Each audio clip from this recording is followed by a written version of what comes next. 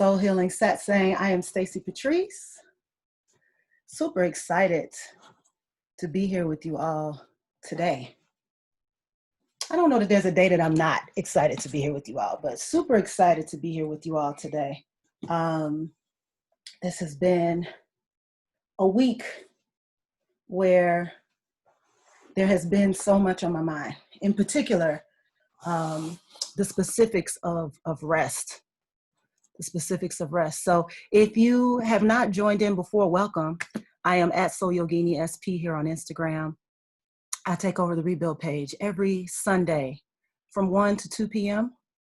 and we discuss the things that are on our minds. We engage around conversations of truth, and this Sunday will be no different. So first off, happy Juneteenth. Because I did not speak with many of you on Juneteenth. Happy solstice, happy full moon and solar eclipse, happy Father's Day, happy start of new week, happy Sunday. So much has happened this week.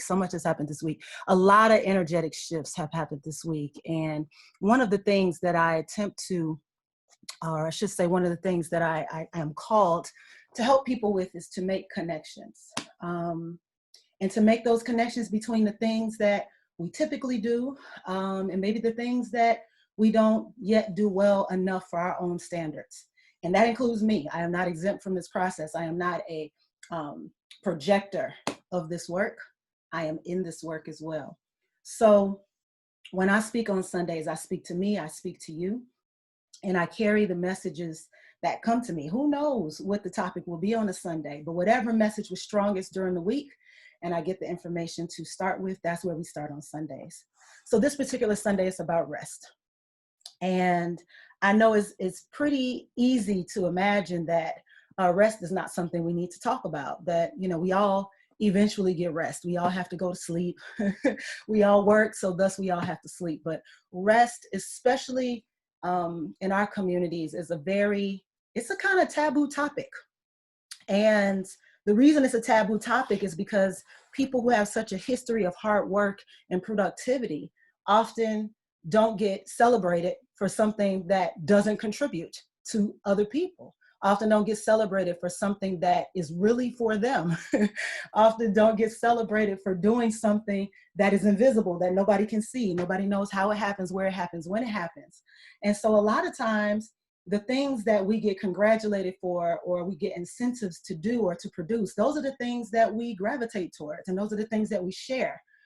But in a lot of instances, I know that people don't share about rest. And so today, I want to be one of those people to share about rest and why it's important. I had a friend who enters the satsang on Sundays say, how do we rest? And it was such a profound question to me because it was nothing I ever thought about consciously. But I said to myself, yeah, it is important for people to know how to rest. Not only know how to rest, know and be able to indicate if they are resting, or if they are rested. And so we will dedicate today to this topic. I'll have a couple of questions for you guys. I'll make sure to shout those out. Make sure you comment in the comments. If you are a person who already knows before we started that you're one of those people who does not get rest, who does not enjoy the idea of rest, or in some way knows that you don't have enough of it, you wish you could, comment below because I want to know who's in the room and who I'm speaking with and how I can be of greater assistance today before we get off the live. So for starters, I want to start with a James Baldwin quote that speaks very, very highly to what it is that we're talking about here today.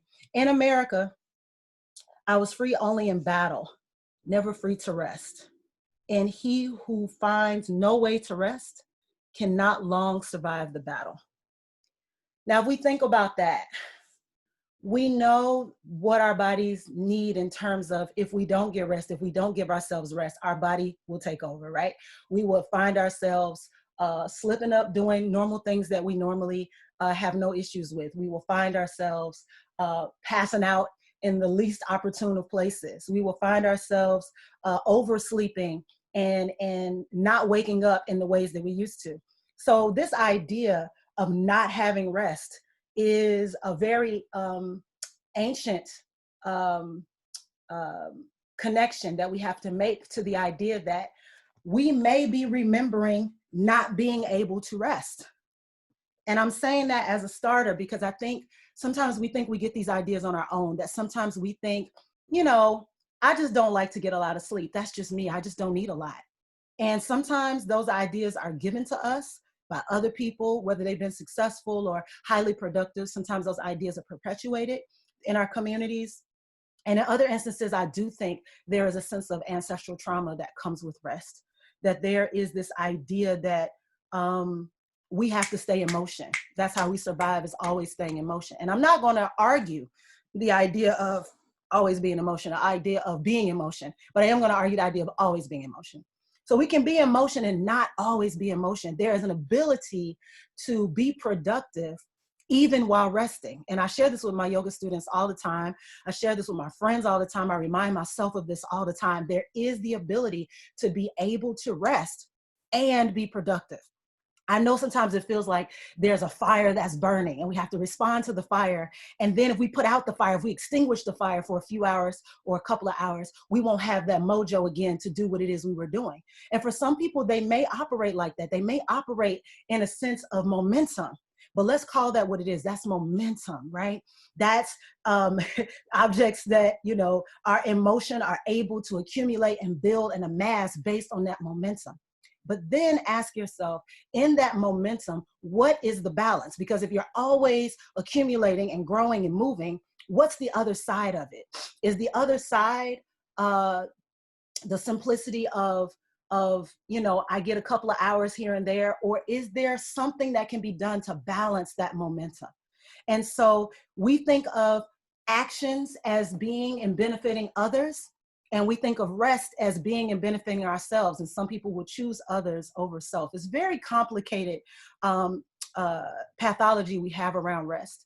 But the other idea that comes to me is, what if our rest was actually benefiting others? What if it actually wasn't just benefiting us? What if it was benefiting others so that others will have the ability to benefit from the rest that we give ourselves and the rest that we get?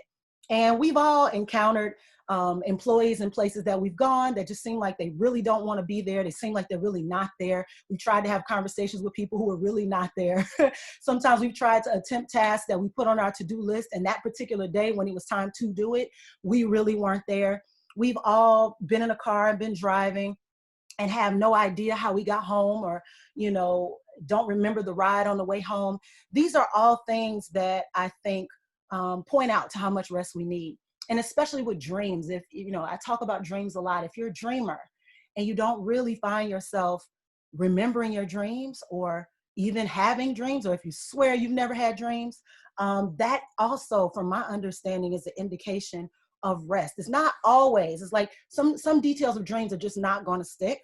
But if you say you never dream, and if you cannot ever remember your dreams, or if you wake up and be like, I didn't dream, then that is a sign that possibly you need more rest. So we're going to go through a few things today. I want to have a really easy conversation. I want to make sure that you all are with me. And so I'm going to start by saying, how do you rest? How do you rest? Before we even get into the particulars, how do you rest? Those of you that are watching, sound off in the comments. Let me know how you rest, because this is going to help us to get into the definition of what this particular group who's watching can benefit from this talk. So how do you rest? Rest. I came up with an acronym for rest. And my acronym for rest, and you may have seen it on the flyer, is recalibrate every sensory transmission. Recalibrate every sensory transmission. So when we talk about rest, we're talking about giving the systems and the things in our body that take in a break, right? Giving them a break. And so in a lot of instances, when we think about rest, I know the first thing a lot of people think about is sleep. And sleep is one of the things I'll talk about today, but it's not the only form of rest, and it's not the only thing I'll talk about today. One of the main reasons being is that whether you are actually a person who lays yourself to sleep purposefully and consciously at night, whether you fall asleep or whether you end up getting round about the amount of sleep that you need, that is not the only form of rest. And so the other forms of rest are equally valuable and important. And oh my goodness, we can all point out to places where we've been guilty. Nobody's perfect, right? So we can all point out to places where we grind too hard, We hustle too hard. We don't balance. And so the concept that I want to talk about as it relates to rest is the idea of resting to create. This is not my concept. If I'm not mistaken, it's an African proverb, to rest to create, resting to create. So what does that really mean? And whether you're an artist or whether you're just a person who's living a life, you are creating your life. You are living in the belly of your creation. And so if you are living in the belly of your creation, how you go about creating that is just as important as what you create from it. So when we talk about rest and resting to create, we're talking about replenishing and refilling ourselves to the degree that we're able to have enough to pour out. We have enough overflow, right? If you are just holding enough energy to suffice yourself, then you're in a deficit of some sort. It's not that you're not imaginative or you don't know how to contribute or I don't know my purpose. It's not that. There's some deficit that's in operation. By divinity, we all have gifts to give each other. So it's not this mental construct of not being able to. A lot of times it's what you haven't given your mind a chance to do, what you haven't given your mind a chance to see. And I'm talking about multiple dimensions, right? I'm not just talking about mental rest breaks. I'm not just talking about physical rest breaks. We're talking about spiritual, definitely emotional, social, psychological. We need to rest all of the systems of our being, because they all take in and sense information differently, right? So we can tell the signs when we're physically not energetic or physically exhausted or maybe physically overwhelmed. But what there is to pay attention to is what happens when you're emotionally overwhelmed? What happens when there's just so much on your plate and you're at your capacity and you're still piling stuff on your plate? You're fatiguing yourself with duties and responsibilities that actually have nothing to do with anything, but they're things that you've created and decided to take on because you said to yourself, well, I said I was going to do it, or I owe somebody this, or I'm the person to do it because nobody else will do it, so I'll take it on. I'll take it on, right? But the reality in that is what you're taking on is also taking out on you. If you don't have the rest, if you don't get a chance to cut that momentum off every now and then that momentum starts to eat away at you. And it starts to cause a bit of destruction to your reasoning capability, to your systems, to your ability to thrive. And we've talked about this on several satsangs. It also directly affects your nervous system, right? So two things about rest that are most important. I see your comments coming in. I'll get to them in just a minute. But two things that are most important. We talk about circadian rhythms. And if you remember this from school, circadian rhythms is like the natural rhythm that your body has, like how and when you naturally wake up, how and when you naturally go to sleep, how and when you naturally burn energy, and what are the ebbs and flows of your day in terms of energetic balance. And we address our circadian rhythm with what we put in.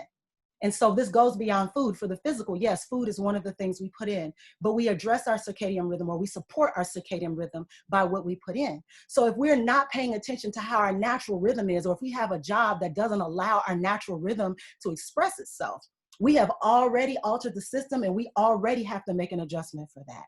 In addition, we are also talking about the nervous system. We are talking about the difference between the parasympathetic and sympathetic nervous system, the difference between fight or flight and rest and digest. And so we don't want to be in a situation where we're always in fight or flight. Fight or flight, we need access to for those purposes. If we're in danger, if something is threatening our existence, we need to be able to tap into that. We don't need to be there and not be able to do anything different because we always stay there, or wake up on 10 because we can't get out of fight or flight. On the opposite of that, when we talk about rest and digest, we need to be able to say, when I rest, I see things more clearly. I am able to understand what's happening. I'm able to get the big picture. I'm able to hear and transmit messages. I'm able to work with my other faculties that are beyond the physical when I am in rest and digest. I am able to give my body the time and space to process what I've taken on. Y'all, this is a big part, to process what I've taken on. We think that just because we're doing it and our body keeps going, that somehow that's it. To process. Yes, you ate that food, but your body still has to digest it hours later. It still has to break it down for the goodness of it and the trash. And so we have to do that as well. We are our own barometers for how we digest beyond the physical level. So I'm talking about your emotional, energetic experiences, your social experiences. These are the ones, especially right now, that are taxing people, and they're not necessarily aware that it's happening. And that's why I wanted to talk about this, because I know for a fact that when you are bombarded or inundated with visions, with visuals or images or videos or words coming from people broadcasting their energetic signatures into your space all day long through a device, at work through a screen. All of your meetings are visual now. You can't even be face to face with people. All of these messages just keep coming at you. And the scroll is endless, right? When you start to realize that, when you start to feel that vibration when you leave your house, that you might not be safe, whether it's because you need to wear a mask because of a virus, or whether because you need to watch your back because of the law, whatever it is, these are things that psychically you need rest from. You too need rest from these psychic attacks. You need rest from the ideas that other people carry that are projected onto you when you're just trying to be an individual and live the life that you came here to live, right? And sometimes we forget that. So when it comes to rest, this is why it's an important topic. And this is why I hope you all continue to tune in and listen and join and engage as we move through this. So I said, rest is recalibrating every sensory transmission. Rest, acronym. When I think about that, I think about, let's just start with the physical because it's the easiest. Physically, when you have played a sport, when you have been standing on your feet all day. I'm talking to my DJs on this one, especially because I've been talking to DJs about this forever. Like, I love DJs. I'm party head. I love music. But when I think about DJs, especially as somebody who used to manage in retail, I think about the fact that standing on your feet all day doing something is only beneficial two ways. One, if your body is perfectly aligned, your muscles and bones and tissues are in perfect alignment. Or two, if in fact you are the kind of person that after you stood on your feet all day, you have some kind of ritual or practice that allows you to start to undo all of the doing. And how many of us do that? Whether you're a DJ or working in retail, how many of us do that? How many of us take the time to undo all the doing? So yes, we're talking about sleep, but I want to move on. I actually want to look at your comments before I respond, because I do think that we all have something to contribute to this conversation. I usually rest when I feel exhaustion coming on. So the thing about feeling exhaustion is that it's already too late, right? And this goes for all of us. By the time we feel exhaustion, we are way beyond rest. So what we're looking to do, if we can, and of course this is not a perfect world, but we're looking to be proactive in our rest. We're looking to schedule it in, put it into our daily to-dos. Our bullet journal, I have a list of daily habits. Those daily habits are definitely barometers. And then I can see at the end of every day whether I did what I was supposed to do. And it might tell me what kind of night or next day I'm going to have, right? But being able to be proactive in that. But to your point, Melanie, your comment is important that if you do feel exhausted, it's even more important to rest then, right? Like, not to fight that and be like, I'm exhausted, but I'll keep going.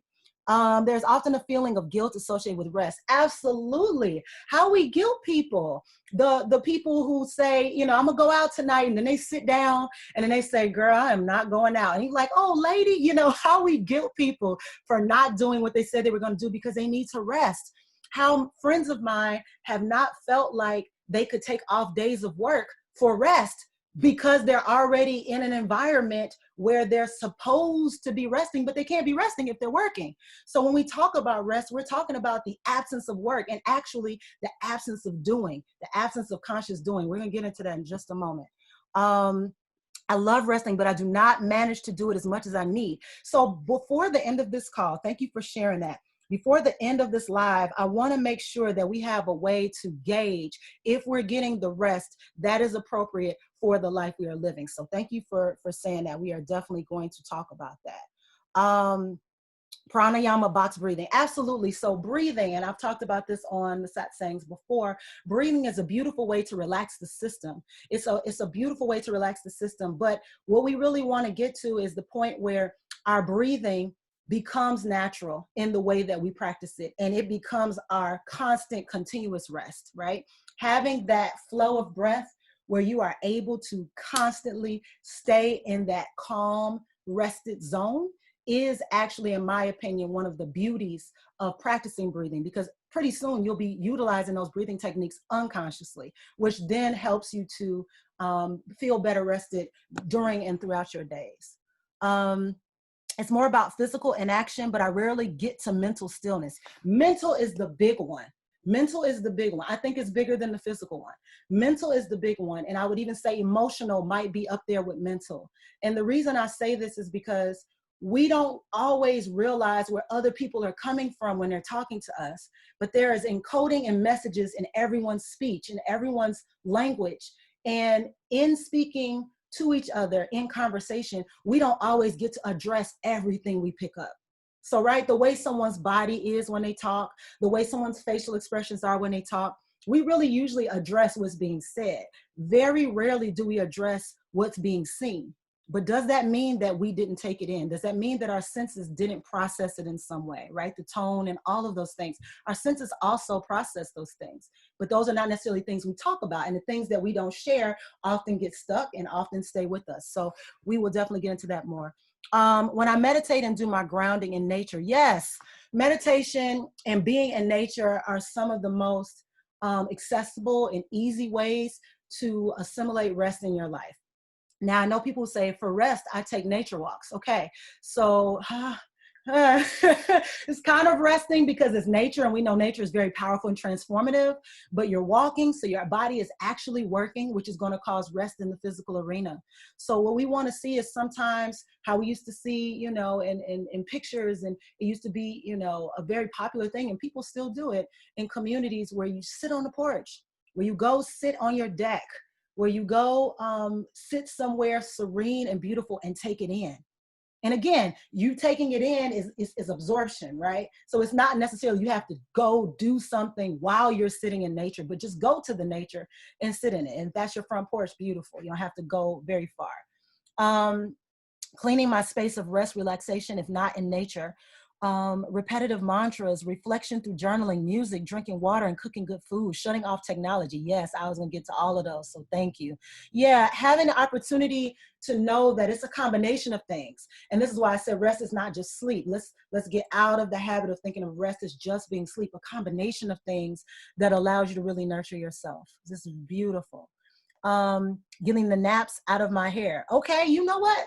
And I'm gonna say this, and this is why I think so many of us are in love with, you know, the time that we spend either in the barber chair or the beauty shop, is that when someone else is in your hair, not only is that a very sacred thing, not only is that a very soothing thing, but it allows you to relax. It allows you to be in the non-doing if someone else is doing it.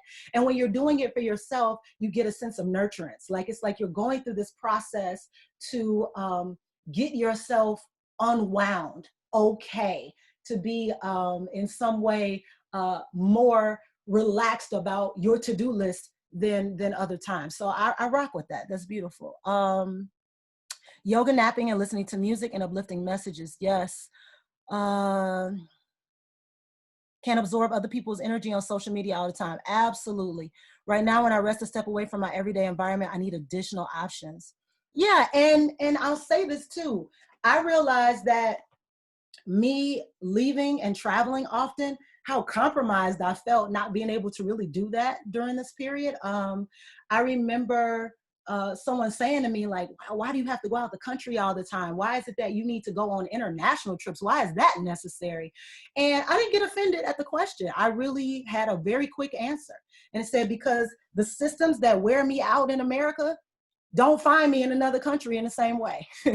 That I am a product of being worn out for those systems here. So when I go other places, I become the person who is able to absorb a different culture, a different energy, and also be able to absorb a different treatment, a different construct or conversation, right? And so it's not always enough to just be in a situation where you feel, I'm going to another state like this one, but another one that's maybe more beautiful. Sometimes you really have to take off several layers and travel and open up that passport and move around. And hopefully we'll be able to do that, and at least in a similar fashion that we've been able to in the past, and really stay grounded to the idea that when we are in different cultures, when we are in different space, we give ourselves space to unfurl a lot of those things that bothered us that we didn't even know we were bothered by. So the rest is important. So I'll get into it here. Thank you all for your comments. I have some more questions for you in a moment. And as a matter of fact, start commenting. What do you need to rest from? Put that in the comments, because that's an important part of the story. What do you feel you need to rest from? What is it that wears you out? What is overwhelming? What are the things that are happening that indicate I'm going to need to rest from that? And these are usually continuous things you do every day or very often, or things that you don't do that other people do that wear you out. Write those in the comments. What are the things you need to rest from? And as you're writing there, I'm going to talk about different forms of rest. So, of course, we have sleep. And we know sleep is a form of rest that allows your body to rest. It allows your mind to rest. A lot of your systems shut down while you're in sleep, and then they recalibrate when you rise. So those are things that are suppressed to a degree. I don't mean shut down like shut off, but suppressed so that you can rest. And those are great benefits to your body. And we know they say about 8 hours. Unless you're talking to Steve Harvey, then maybe less. But I think that 6 to 8 hours is very beneficial. I have often been joked about getting 8 to 11 hours of rest, but I rest with the intention, and when I say rest, I'm talking about sleep right now. I sleep with the intention that I am getting full, so I have something to offer. I can't rise into a space with a whole bunch of people in their energy, facilitate, speak, connect, love, nurture, if I'm in a space of deficit. It makes me angry. So what I have to make sure I do is make sure I'm fully charged, so that when I emit what I'm saying, it has a charge and it can be felt and reciprocated and accepted by others who need it. Doing nothing on purpose. This is my favorite form of rest. My favorite. I'm talking about taking the ability and opportunity to do absolutely nothing and not apologize for it. How many of you can do that? Do absolutely nothing and not apologize for it. Don't explain yourself. Just plan to do nothing. And this is why I say nothing on purpose. It has to be a plan. It's not just you necessarily happen upon it, but plan to do absolutely nothing on purpose. When you are doing nothing on purpose, you don't have an agenda. You don't feel the need to be moving and doing things or fixing things or cleaning things. You're doing absolutely nothing. And so some people would liken this to meditation. They would say, well, when I'm in meditation, I have my eyes closed, I'm doing nothing. But what's even more beautiful is to be able to do nothing with your eyes open, because you still are able to get a feel of what's happening around you. You're not totally shutting off your senses, but if you are in an environment where the senses are pleasurable, you get to take those in. And so when we think about people who go to parks and go to beautiful historic areas in nature, and they just sit there and take it all in, that's what we're talking about. And it doesn't have to be a meditative ritual in the sense of its tradition in order for that to make sense. And nothing on purpose can happen in your bed. Sometimes I still stare at the ceiling fan. I just watch it go around. And it's not a problem for me. It's doing nothing on purpose.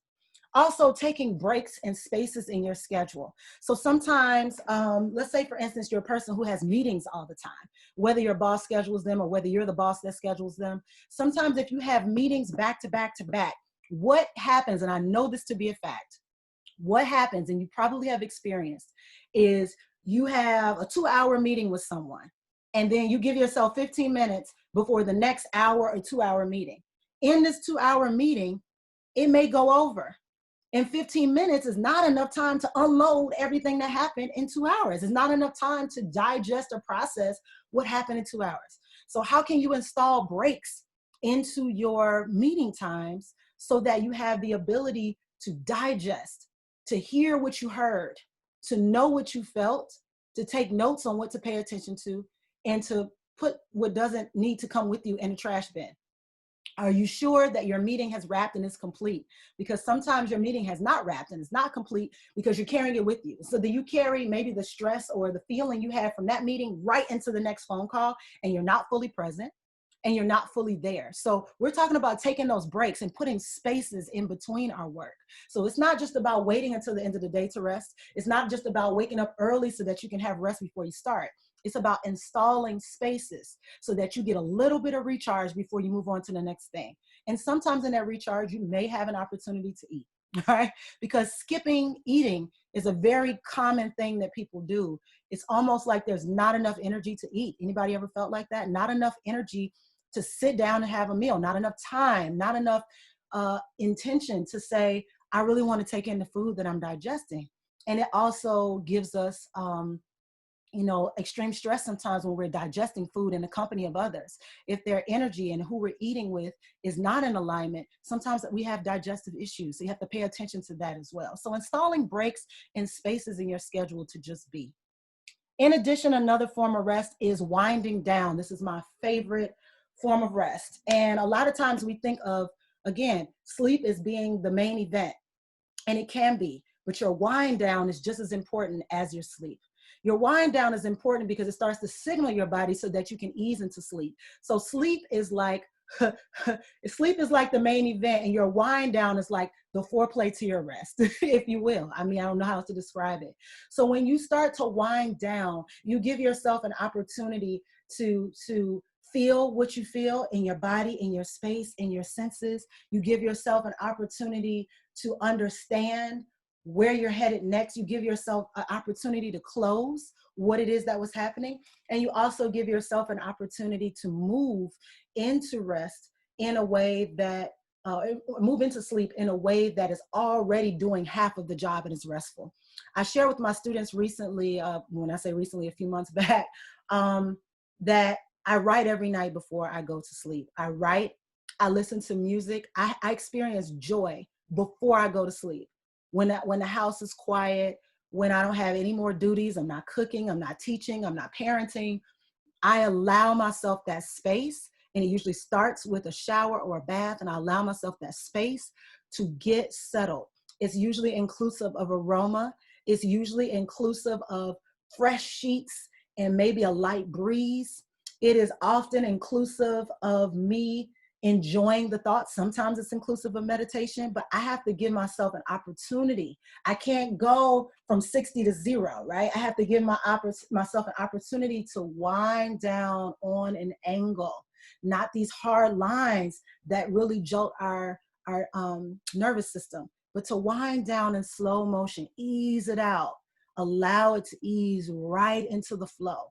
Think of ourselves and our motion as waves, not as hard, straight pie chart lines, like waves. Allow these waves to flow.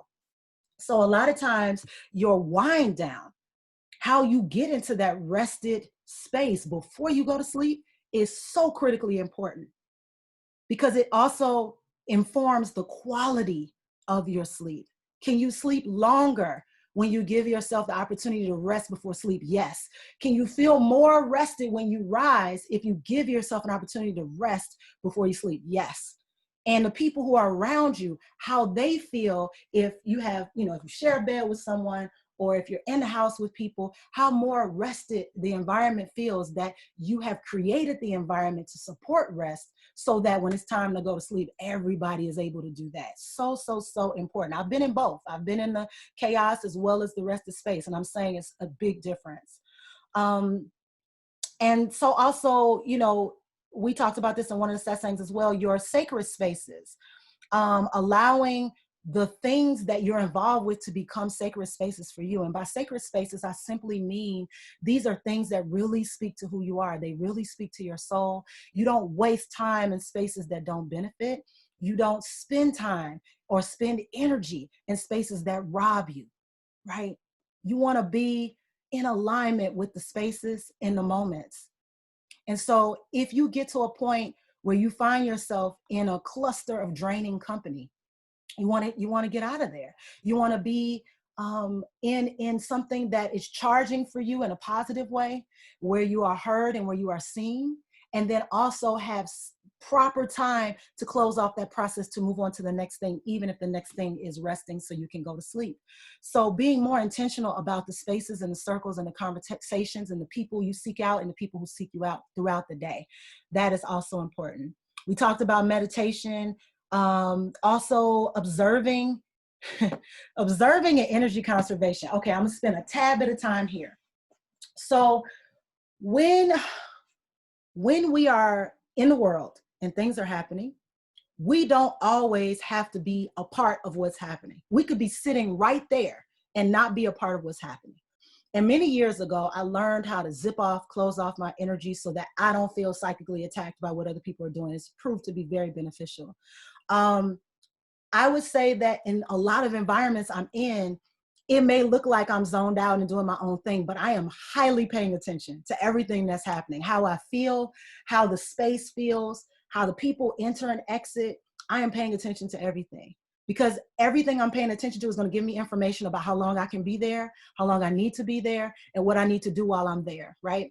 So if we talk about observation, observation can be a form of rest. If a lot of people are in a room and they're all talking, and you want to be a part of the conversation but don't want to verbally jump into the conversation, you can sit and observe what's happening. You can rest your voice. You can rest your need to turn up your amplifier and jump in and just observe and watch what's happening in your mind as you observe. It's a very critical process to know how you feel about things as they're happening without always having to jump in and physically be a part of them. You may need to conserve your energy at different times with your employees or with your employer, with your circles of friends. You may need to take the time to just conserve your energy, even though you are physically present. And to me, those little tiny,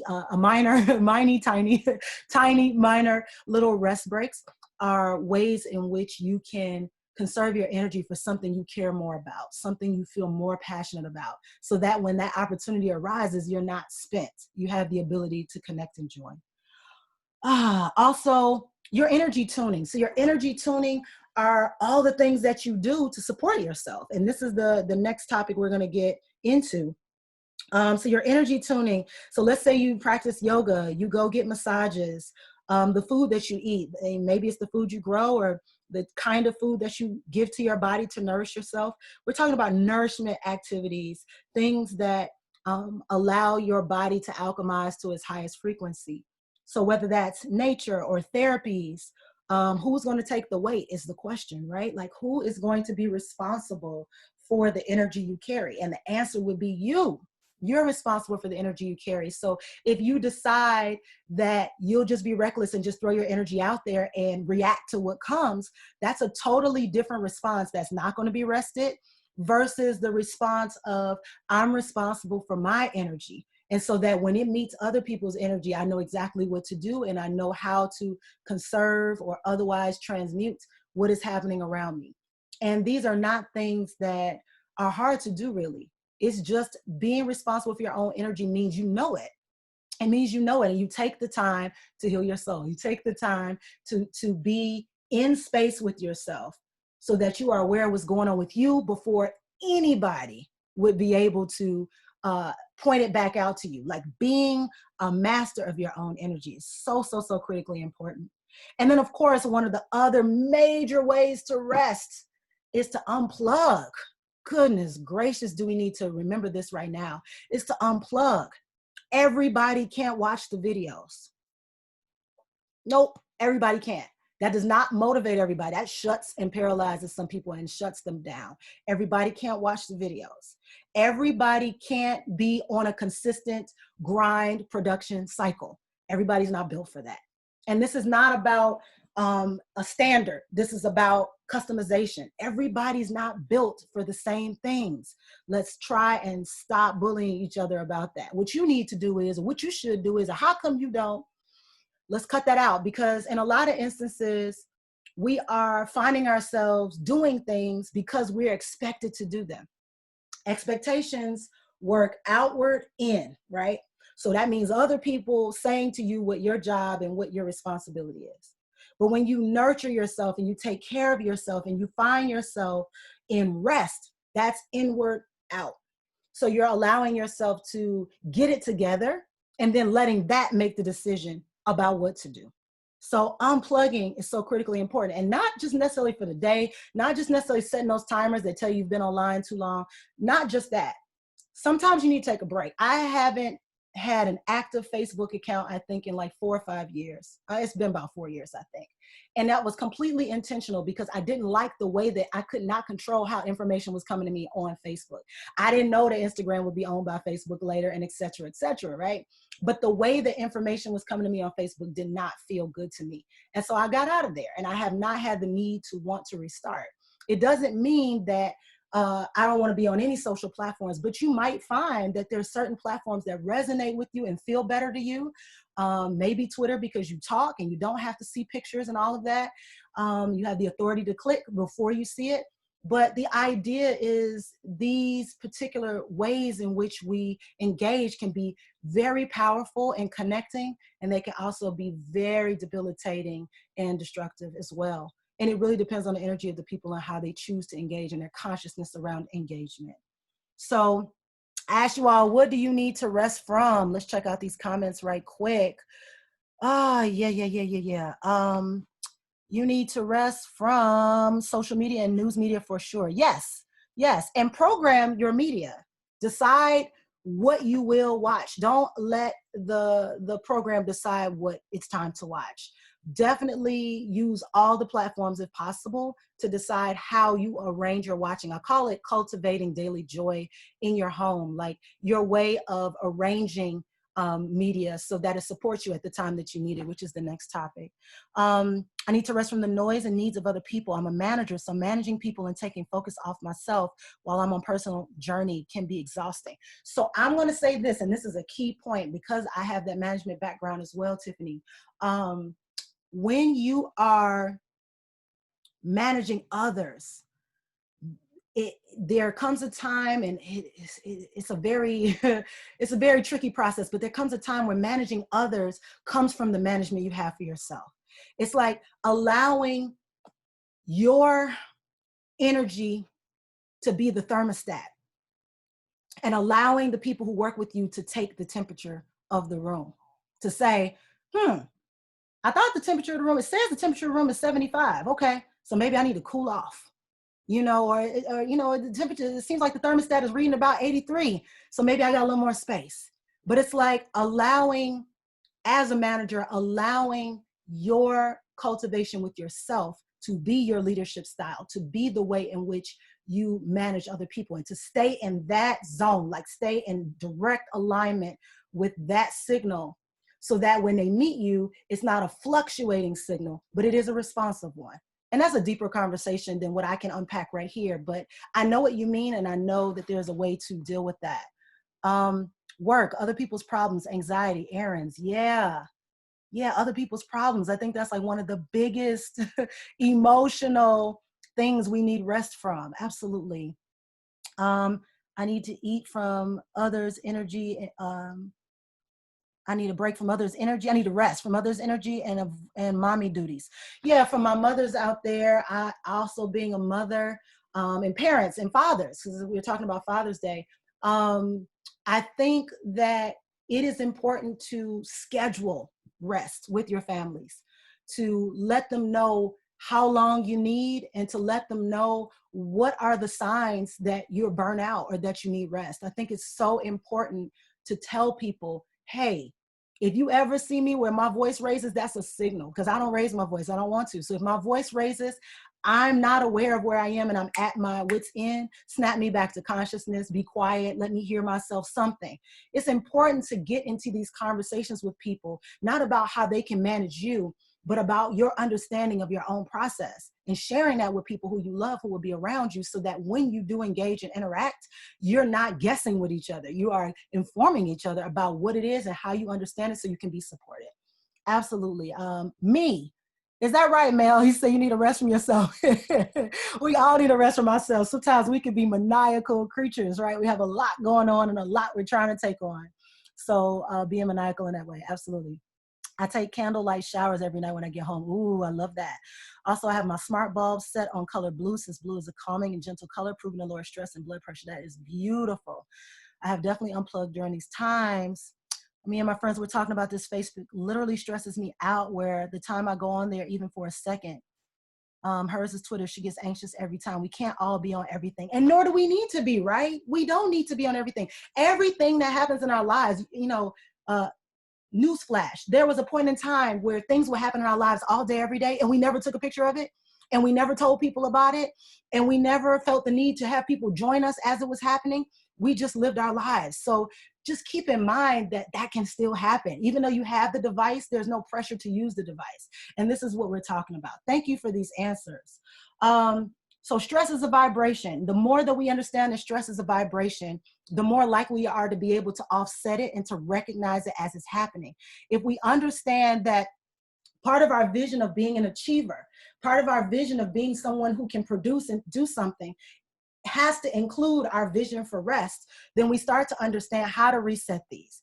So my question to you is now, and this is the last question of this live, what is the kind of rest you need to support the life you are living? What is the kind of rest you need to support the life you are living? So I'll give a few examples about this. We know that stress can cause any number of conditions. And so I think if you are a person with chronic or mild conditions, I think you need to consider those conditions as a part of your setting up support for rest. If you are a person with anxiety, I've dealt with anxiety much of my life. If you're a person with anxiety and you tend to get nitpicky about the things and how they're happening and when they're happening and am I enough and am I doing enough?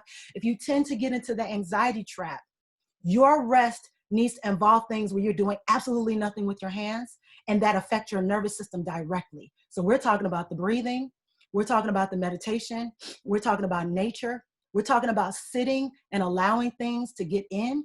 We're talking about drawing pictures instead of maybe so many words and so many terms. We're talking about things that allow you to feel like your rest is about play as opposed to work. That helps anxiety so much. There has to be a playfulness and an uptick and a buoyancy and energy in order for it to work to really rest, right? As we also look at this, we look at how much there is to do. So what I also ask people to do all the time is look at your load. There's a chart that I usually do, and I wish I had it here to show you, but there's a chart that I usually do. I put myself in a circle in the center. And from that circle, that has all of these arms, and all of these arms and bubbles, and I learned this in business school, is about what is my organization, right? What is my organization? My organization may be about all of these different things that I don't even take for granted that happen in my day. I may end up working with people, talking with people, running errands, teaching. I may end up cooking. I may end up cleaning the house. I may end up having to go to an appointment or a meeting. I may end up having to come up with ideas, create a flyer. I may end up doing too many things. And the only way to really see this sometimes is to write it down. So if you all have an opportunity at some point today in the midst of celebrating the fathers of the world and the fathers of your life, if you have an opportunity, really unpack, because when we're talking about masculine energy, fathering energy, we're talking about the energy of leadership. We're talking about the energy of direction. We're talking about the energy of action. We're talking about the energy of protection. We're talking about being able to protect yourself from yourself. Look at what it is that you're actually doing. Take inventory of that and respond to each of those things with, if you're going to keep doing it, what is the offsetting rest that you need to go with that? And if you're not going to keep doing it, crossing it off and saying, I need to be done with this so that I can get more time to rest. Rest is revolution. Rest helps offset stress. And rest helps us to digest our days and what it is that has happened. So I'll go through these really quickly. As you all are answering, what is the rest that you need? What is the rest that you need to support the life you have? I'll give some examples. On the physical realm, if you are a person who is an athlete, if you're a person who uses your body as part of the work you do for the world, if in some way your gift comes with your stamina, your energy, your endurance, your physicality, you need to always make sure for all those hours of practice and purpose that you put in, that you have some measures in place to help. And if you're an athlete, you probably already know this, but you need time to condition your body, condition the muscles. Even if you're a dancer, which is also an athlete to me, to condition the body, condition the muscles, you also need time and space to check with doctors to make sure your alignments are in order. You might need to go get services such as acupuncture to make sure your meridians and your energy flow is flowing properly. Of course, your hydration, of course, your food, the kind of foods, the electric foods you take in. So these are all things all of us can benefit from, even if our bodies are not how we do our work. But we're learning that we need to rest our bodies by making sure we get rid of the toxic stuff and put in the good stuff. And the good stuff is just simply nurturing those things we take for granted. I was telling my son the other day, like your knees, your eyes, these are some of the most sensitive parts of your body. And if you bang on them all the time and they're running into stuff and you're being careless, that catches up with you at a point. And this is what we're talking about as adults. It may have already caught up with you at a point. You need to give some love back to those spaces that carry you all day long. Your feet, oh my gosh, your feet. I can't talk enough about feet. You know, I love feet. Feet, your feet, your feet, your feet. All day long, if you're standing, if you're traveling, if you're walking, if you're moving, give your feet some love. This doesn't have to be a self-care action where you go to somebody to get it done once every so often. This can be simply getting the tools and taking the time to really work your feet every day. Roll your foot on a tennis ball. Give yourself an opportunity to rejuvenate because you have so many nerve endings in your feet. When you give yourself an opportunity to work with them, you give yourself an opportunity to feel better as you're standing and moving through the world. On the emotional level, I think the biggest one is to express what is going on with you to others and to unplug when your words are not received, to unplug when you feel that what you are feeling doesn't fit with everyone else's expectation or agenda.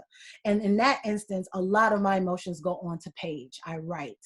So writing is a process. It's a way for me to get things down, and that's a ritual. But how I rest is to shut my mind off and place my hand on my heart and just feel.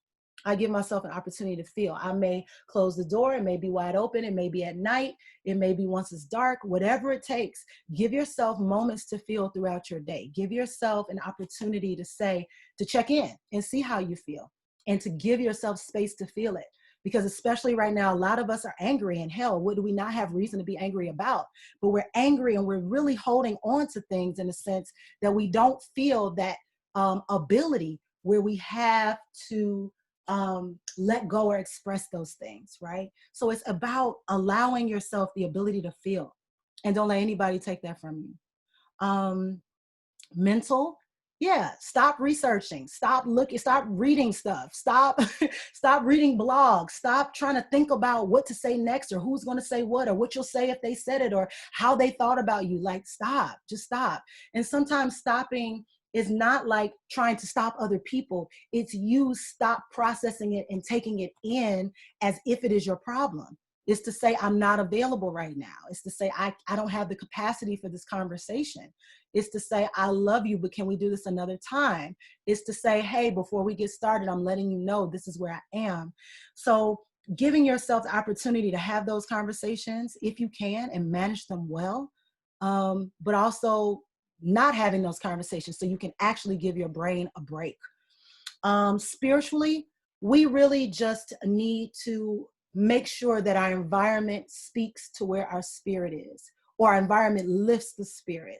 We want to live in a state of abundance, not a state of despair. So what is around you and surrounding you should speak to lifting of the spirit. And when your spirit is lifted, you may not feel the need to rest, but you feel that your movements and your joys are more meditative, and you don't have to take as much time to do the things that you love to do because you're already in alignment and attuned to the frequency that allows them to happen so beautifully and so effortlessly. And to me, when you don't have to work harder and you can work smarter, that is a form of installing rest into your schedule. And it's also a result of having rest as a part of your schedule. So tend to your spirit. Financially, some of us need to take a rest, right? Financially, how do we take a rest? Do we need all this stuff we're accumulating? Is consumerism taxing us? Are we being too marketed to bombarded with messages of what to get? Are we constantly trying to improve something? Give your finances a break, yo. You know, sometimes you might find yourself buying things that really are not investing back in you. You put a lot of money into things that don't give you the goods. And so start to identify what those things are and start to eliminate those things where possible. Really, a financial break is not overspending. A financial break is not letting your emotions determine what to buy. A financial break is, do I really need the thing that I have the money to spend for it? You know, so giving yourself that break. Socially, hey, right now we have had the biggest social break ever. Socially, and yes and no, because we've been online, but socially, don't feel bad if you reject the invitation. I am the queen of knowing that sometimes I can't do it. And other people around me are also that savvy. Sometimes you can't do it and it's okay. And just be clear. Nope, can't do it. Not today, another time. Be socially proactive. Be socially proactive. And last part, which is psychological, that psychological rest is knowing that things that are happening are affecting you on a deeper level than what you can sense and touch, and that it is changing your life, the moments and the minutes that you spend taking it in. And that can be unplugging as well. You can also be removing yourself from certain systems, since we talked about systems last week, removing yourself from certain systems that don't feel appropriate for your inclusion. When you're just not around like-minded people or people who take you to another level, psychologically, you can find yourself, and that's what I said, psychic attacks, psychically and psychologically, you can find yourself bombarded, and you want to do things that give you psychological rest. And a lot of times those are things that are more esoteric in nature, that can speak to how to rewire your brain. You know, we talk about a lot of neurological rewiring, you know, whether these are word mantras or different things that help you to rewire. But your rest is coming from the idea that I won't any longer participate in things, as many things, especially one by one we learn, but as many things that psychologically attack my character, psychologically attack my identity, and psychologically attack my contribution to whatever it is I'm a part of. So just being able to, you know, take breaks from those. So again, doing nothing on purpose, breaks and spaces in your schedule, adequate sleep, wind down, sacred spaces, and making your life a continuum of sacred spaces, meditation and journeying, observing and having energy conservation, energy tuning where other people are doing therapies or things for you, or you are indulging in therapies to get yourself to that tune, unplugging and non-consumption, watching the company you keep. And a lot of people also take naps. I'm not a nap person, but for a lot of people that includes the breaks and spaces in the schedule. Just resting the mind, turning it off, letting the body chill. All right. Do you have any questions here? I thank you all so much for not only joining in today, but sharing. I didn't see any comments on what is the rest you need. I see nary a comment. What is the rest you need to support the life you're living now? What kind of rest can you commit to from here forward? Are you afraid to commit to getting more rest? Does that make you feel nervous that you would commit to getting more rest? Be honest, because a lot of times, again, that shaming that we have around rest is so prevalent that we might think we'll fall off or something will happen. We won't be as strong or as sharp if we rest. And so I want to leave here and say, no matter what energy or emotions you're carrying, give yourself an activated, cultivated form of taking a break and shutting off those senses. Or as I said, REST acronym, recalibrating every sensory transmission one by one, whether it's all in a day. Some days you might be able to rest certain aspects of yourself more than others, but make sure you get it in. Make sure you rest every day beyond sleep. Make sure you take those breaks. Make sure you give yourself the space to feel, and make sure you are constantly keeping up with what you need to thrive and to continue, because that truly is the revolution that you can run right from where you are. Rest as revolution, resting to create. So thank you all so much. Continue to think about this throughout the day, throughout your week, if necessary. We just entered a new season. Happy summer here in North America. What do you need to make it through the summer? What are the things you can install to make it work? Thank you all so much. I look forward to seeing you here next Sunday for the satsang. Thank you for joining today and engaging with me. Have a beautiful weekend. Happy Father's Day again to all the fathers out there. Brothers, we need you. We love you. Thank you so much. Peace. Have a good one.